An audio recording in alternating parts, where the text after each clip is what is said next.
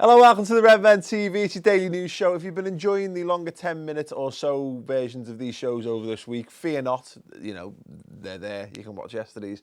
But what we've got today on the redmentv.com, we're going to be doing our Liverpool transfer news roundup show. 45 minutes to an hour looking in more depth and detail all those things. So if you're into that kind of stuff, go over there now. That'll be up afternoon, early evening tonight.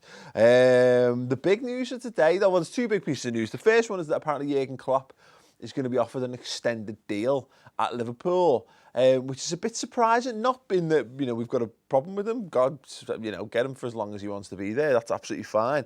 But it just seems a bit, makes you wonder, what is the motivation behind this? Is this a good idea? He's obviously got a decent deal on the table already. He's got a couple of years more.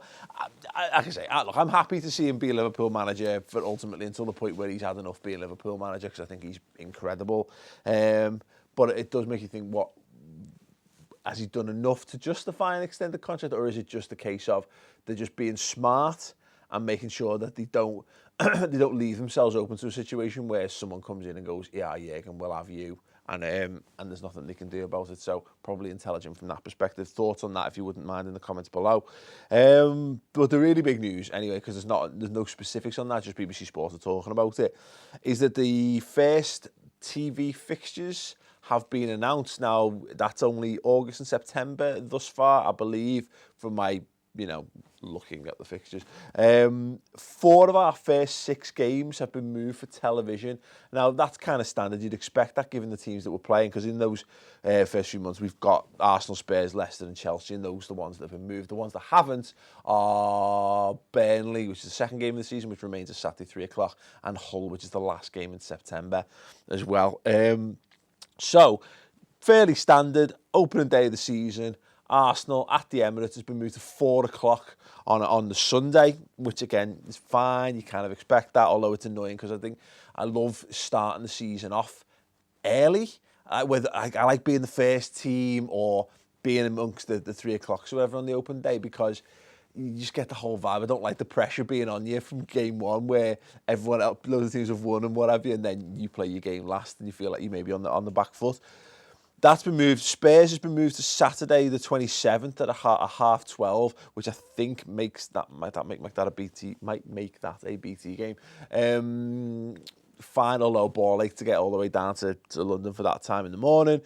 The Leicester one's been moved to a 5:30 kickoff. That's on the 10th of September, which is our 4th game of the season. Now, here's the really interesting one, and the one that's either going to cause people to go, yes, or Chelsea is our 5th game of the season at Stamford Bridge. It's an 8 o'clock kickoff on a Friday. Friday fixtures this season. Completely forgotten that was a thing. Part of me, now look, I know loads of people hate Friday night football. We had a few seasons ago, we had a few games on the run. We had like Newcastle, I think we played Oldham on Friday nights. And I'll be perfectly honest with you, love it. Love Friday night football. I love being in work, leaving work and going and watching the Reds, and then you start your weekend after it and you've got your whole weekend available to you. Especially if you win, which is why I like the early kickoffs on a Saturday as well, because it's not like getting you winning early and then enjoying the rest of the footy. But let us know your thoughts on that. Obviously, that could have a major impact on how people get into the games as well, because again, you're not going to be able to finish work at 5:30 and get to London in time for kickoff realistically. So people are going to have to take time off work and what have you, which is obviously a major ball ache. This is clearly being done for the television market rather than the fans in the stadium. Is that total bullshit? Thoughts on that below. And I agree with all that from that perspective, it's stupid. But that being said, I do have a soft spot for Friday footy, regardless of the logistics. So, let us know your thoughts on that, if you would, please, in the comments below. Jesus wept. So close to the end. We'll be back. We'll do another 2-man news show tomorrow morning. Me and Aubrey. Chris is off. But do go and check out the Liverpool transfer news roundup show. 45 minutes, as I say, to an hour. All Liverpool transfer news. We're talking about potential moves for Jordan Ibe, more people coming in for Christian Benteke, Sevilla interested in Joe Allen, more on Jurgen Klopp's contract, more on the fixtures, and just loads more in general.